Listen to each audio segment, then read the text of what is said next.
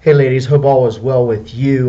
Sorry about the not being there with you, but as I think you know, I'm here in Toluca with the men's basketball team.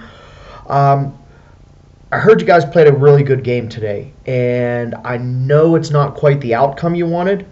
Um, but one of my favorite coaches in sports has a saying: "Sometimes you draw a tough bull."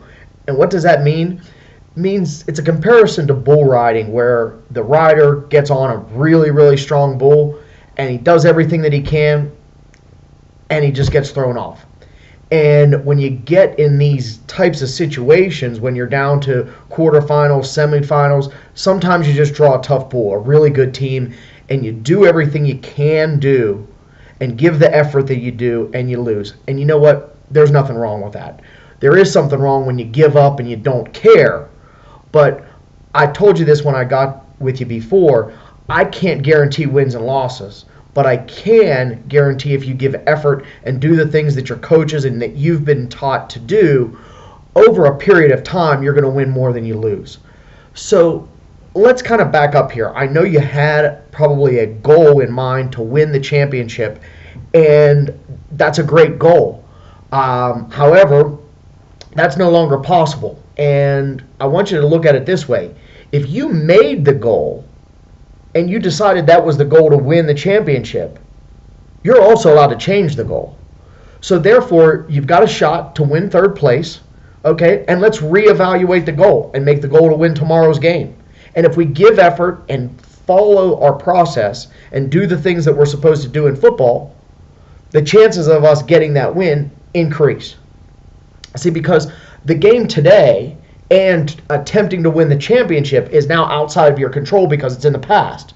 But inside of your control is tomorrow's game and the ability to win third place. So let's focus on doing the things that your coaches told you, what you've been doing all your life playing soccer, these little things that I've been throwing in at you. And, you know, you got to look at it this way. There's a line from a movie that I love. Okay, it's about adversity, and that's kind of what you're going through here. It's not how hard you can hit, but it's how hard you can get hit and keep moving forward. It's a line out of one of the Rocky movies, and he says that's how winning is done, and that's what happens in life. You may have gotten hit today, but what can you do after the hit?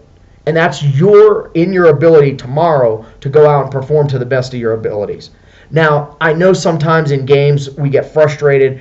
And the one thing in sports is things happen so quickly that a lot of times we're not able to communicate perfectly or clearly explain ourselves. So one thing I want you to understand is people see your actions, not your intentions. So if I correct somebody and maybe I scream at them, I may have the best intention to help them as possible. But because it's quick and I don't maybe explain myself properly, that person only sees my actions and goes, why is he telling me what to do? So sometimes on teams, especially in the heat of the moment in the games, we yell back and forth, or a fan, maybe my own dad yells at me, or my coach yells at me, or I yell at another player. And what you've got to be able to do is understand that if nothing else, they were just trying to help. And you've got to be able to let go of that idea that, oh, screw that person because they yelled at me. No, you've got to look at this. We're a team, and their intention was to help. So you might only saw their action, which was them yelling at you. But let's take it a step further, and as teammates understand that the one common goal is we're trying to help each other. So I know somebody may yelled at you yesterday or the day before, but remember, if you're angry with that person or upset with that person, the only person who feels your anger or your emotions is you. I'll tell you a quick story. There were these two guys, baseball players. One played one position and the other one played the position right next to each other. They got mad at each other for something outside of baseball.